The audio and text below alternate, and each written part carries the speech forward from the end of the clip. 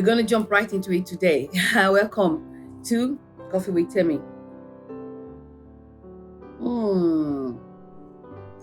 I love my coffee. And this one is hot, it's black, and it's sweet. So I'm shooting outside today, as you can see. I'm hoping the background noises will not be too distracting. Okay. In Sea Point, Cape Town in South Africa, the trees that line the side of the beach, there's a peculiarity about them. The wind that blows in from the sea has bent them, as you can see, it's bent them all the way to the right. These trees have refused to bend. They have refused to break. They have stood their ground as it was, and instead of breaking, they are bending down, but they're still growing. They're still growing. And this is because the relentless wind from the sea has just made it impossible for them to grow any other ways. And when I saw this, it made me think of tenacity. How tenacious are these trees? How they could have just broken, they could have just died, but they kept growing. And there is one, let me see if I can find it. There is one that, you can see how long it is, but has refused to break. It has simply refused to break. From the sea, these trees cannot grow any other way but lean to the right. And instead of breaking, they have continued to grow.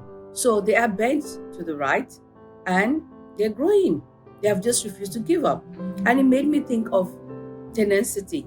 How they could, in the face of adversity as it is, refuse to give up. Rather than break, we will grow. That's basically what they're saying. Rather than break, we will grow. And for us human beings, I had to look at myself and I think I'm not tenacious, not as much as I should be. I think I would like to think I'm about certain things, but at what point do I break? At what point do you break?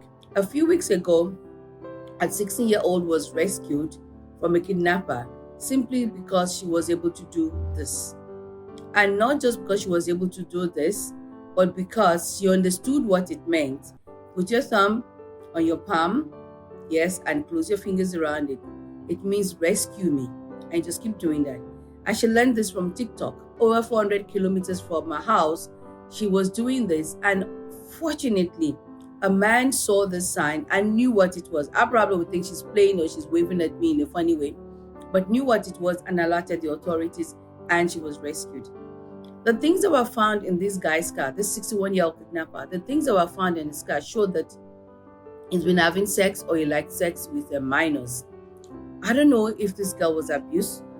I don't know what she had gone through in that 400 case, but she refused to give up.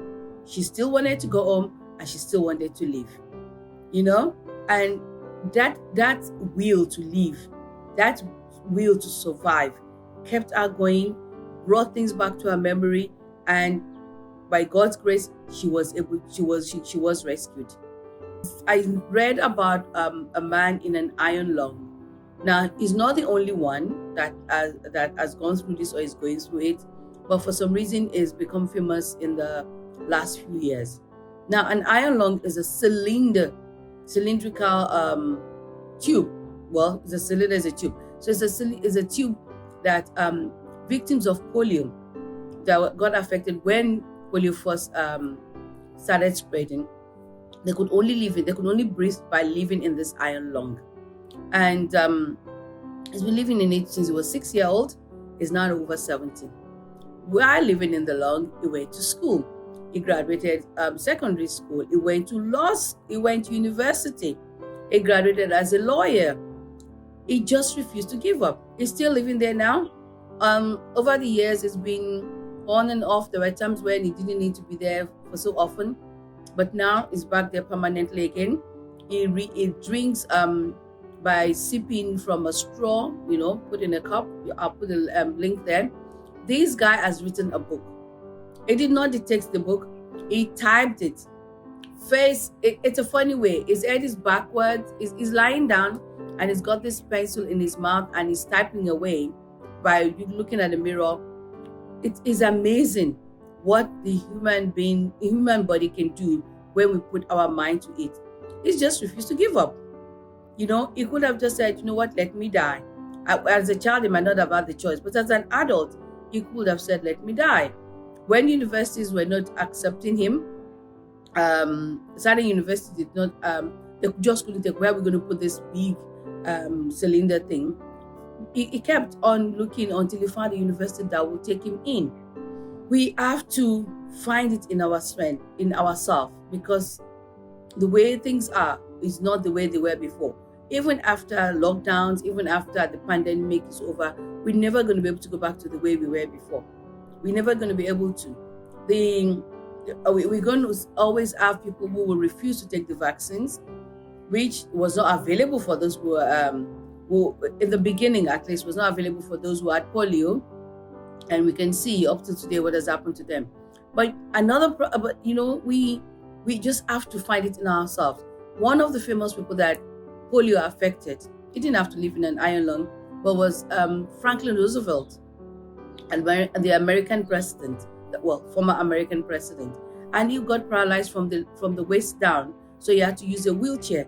But that didn't stop him becoming the president. You see athletes who are not as able-bodied as we are, and yet it hasn't stopped them doing the things that I can't do. I mean, I want to lose weight. I say that every year. It's like a mantra. It's not happening because saying is not going to do it. But these people are able to do so. And I don't say these people in a derogatory manner. I'm just saying they don't have all the faculties that I have, all my limbs, and yet they're doing things that I can only imagine. I am amazed at the tenacity. And that's it again. And that's what I think we need to have. Because people keep saying when we're living in uncertain times, yes, it might be uncertain, but we can do something about it. It might be uncertain, but we can make things as certain as possible. We're not just going to fold our hands and give up. Oh, it's not working. We cannot do that. I was thinking about this morning, and I thought, for some reason, well, I won't say for some reason, God reminded me of Kunta Kinte. How many of you remember that movie, Roots, or the series Roots? He was beaten, he was stolen from his country, he was dragged into the sea, probably never saw the sea before. He was sold into slavery. He ran away. Everything that had happened, he refused to give up. He was not going to be a slave. And when he was captured, he was given a choice. We're going to castrate you, or we're going to cut half of your foot.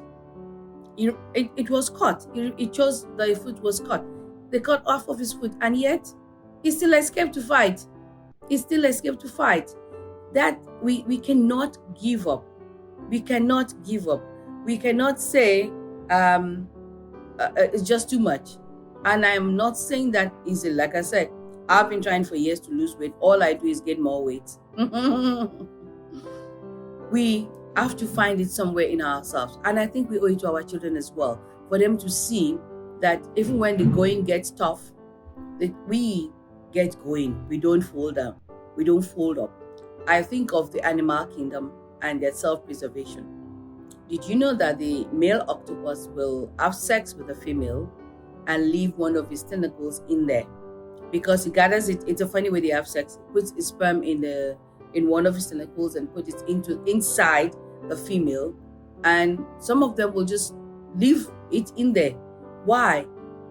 Not because they can grow another one, but because the female octopus will have him as snack. It's like after sex snack. So they will leave that arm there, and it will grow another time. If the cockroach can live for weeks without its head, we can do it. Things might be tough, but we can make it. I know quite a number of women who've had a tough year. This 2021 has been tough for them. But we're going to the end of November, and they're still here. They're still standing. Maybe not on the same ground that we were standing before. Maybe a little bit shaky from where it was before. But you know what? We are still standing. And if it's not that copyright law, I would play that song. It says, I'm still standing. Yeah. We are still standing. Let's keep standing. Let's find an anchor. God should be your anchor.